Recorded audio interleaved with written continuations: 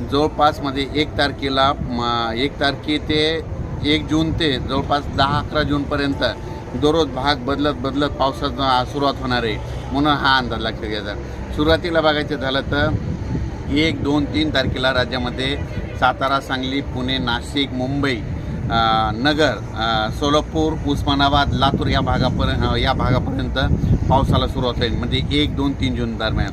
त्याच्यानंतर 4, 5, 6, 7 जून नंतर राज्यामध्ये तो पाऊस थोडा पुढं सरकत जाईल, म्हणजे मुंबई, पुणे, नाशिक, सातारा, सांगली, सोलापूर, नगर, संभाजीनगर, जालना, बीड, परभणी, नांदेड, हिंगोली, लातूर, उस्मानाबाद आणि तसाच तो पाऊस यवतमाळकडे जाणार आहे, म्हणून हा अंदाज लक्षात द्यायचा.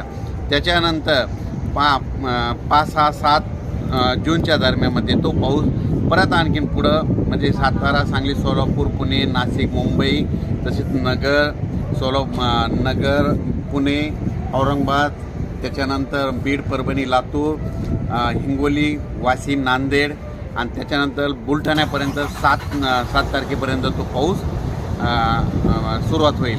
त्याच्यानंतर तो पाऊस म्हणजे 7, 8, 9, 10, 11, 12च्या नंतर पूर्व विदर्भ आणि पश्चिम विदर्भाकडे म्हणतात मान्सून पावसाला मात्र थोडं उशिरा जाणार आहे, म्हणून हे अंदाज लक्षात घ्यायचा.